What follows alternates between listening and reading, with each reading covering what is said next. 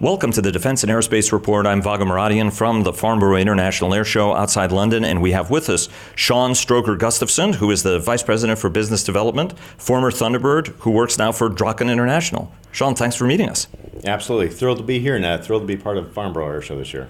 What you guys do is really, really neat in terms of training services you provide. You have the biggest fleet, about 70 aircraft that you do all sorts of, aggressor training, air-to-air, whole variety of training scenarios, including even on the F-35 to help folks get ready on that airplane to bring it into service.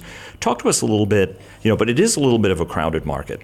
Talk to us about some of the opportunities you guys are pursuing and what you think differentiates you guys. Textron has started a business with Airborne Systems. A former Blue Angel, the commanding officer, Russ Bartlett, is heading that business. And you have a whole bunch of other guys who are interested in this space. Talk to us a little bit about what your strategy is and the opportunities you're pursuing. Well, Vago, the big thing of not knowing about the Blues, I've not really heard about them much, but no, we're very excited to be part of the market. The industry is a rapid growth industry right now, and it truly is going to be a global business. We've been supporting the F-35, the F-22, Weapons School, Red Flag. We fly about 3,500 to 4,000 hours at Las Vegas at Nellis Air Force Base alone, and looking to expand that as well. And your guys' fleet includes everything from the Scooter, the A4 Skyhawk. You have Aerovotohody, the L-39, L-159, as well as the 339, right? Absolutely. We're at 70 plus and still continuing to increase. We're getting a first of 21 L-159s, brand new aircraft from Aerovotohody, and very excited.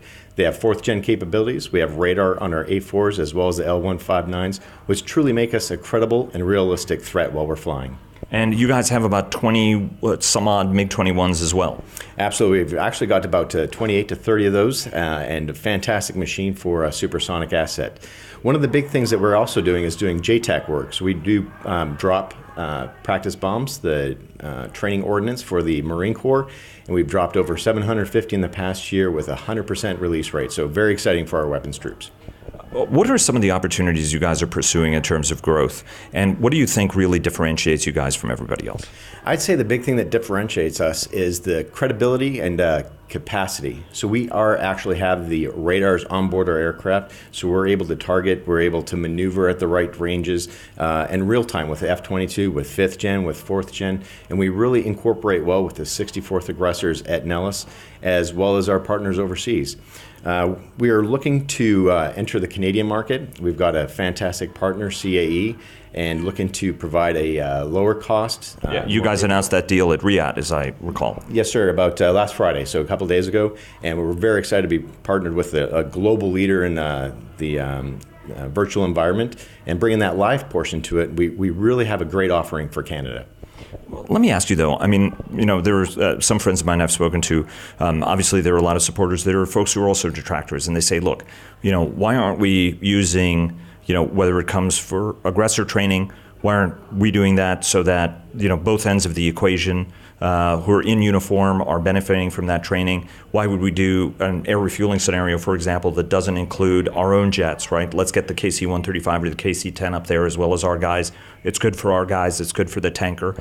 What's the counter argument to that kind of thinking? That's a great question. The big counter argument is the number of hours on our aircraft, for our organic aircraft. So say the U.S. Air Force or the U.S. Marine Corps, they only have a limited amount of hours left on those 4th gen aircraft, and each one gets more valuable as that airframe ages. So putting the non-essential, not mission-capable missions on our aircraft, you have a huge soft cost savings because now you're extending the life of your 4th gen aircraft. Take that one step, or when you're looking at allies for the Typhoon or the F-35 as it proliferates throughout, each one of those hours is much more cost effective by putting the non-essential missions on our aircraft. It also increases the combat capability of our fighting forces. So our airmen that are flying blue air, getting the exact right training for their next mission versus flying a red air mission that we could be contracted out to one of our companies. One quick flight safety question. Obviously, the L-159 is a new airplane, a lot of support for it. Excuse me. A4 is an older airframe, and obviously the MiG-21 it dates straight back to the 1950s. Talk to us a little bit about the challenge of maintaining such a dissimilar fleet, especially when the size is relatively small, vice the sort of numbers that they were originally built in. It was fantastic with the New Zealand deal. We got the entire Air Force inventory of spare parts, so we have spare radars, spare engines, spare everything you can name it. So we've got our own organic supply chain. We follow everything. We took the best of the both worlds from the Navy as well as the Air Force. We have the right certifications for the aircraft. We have the military certification from the Navy as well as the Air Force. And they're extremely capable aircraft and extremely well taken care of by our fantastic maintenance crew. What about the MiG-21? Any special challenges that keeping that jet in the air? No, we've got the right partnership to maintain those when we're flying them. And the L159, the partnership with Aero Vodacoti, they're literally direct from the OEM with about 40 hours on an 8,000-hour frame. So we're very excited about the future and our increased capacity.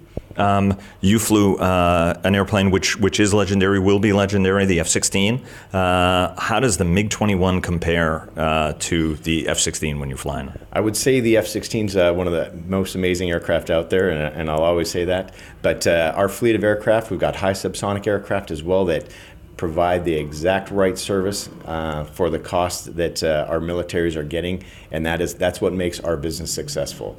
Once you increase that limit to where it makes more sense for a government to do it organically, then our industry is shut down. So for what we provide is a huge cost savings to governments and increases training. I just remembered that I misspoke because I know you haven't flown the 21, but you have hassled against one of them. What's it like to take such a modern fighter against such an iconic Cold War era legend?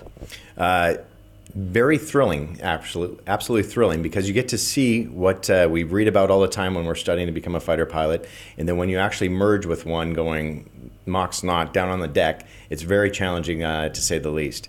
With our aircraft, we've got very many of them, up to 30 of them that we can put up into the air, so that really challenges the 5th gen as well as the 4th gen pilots.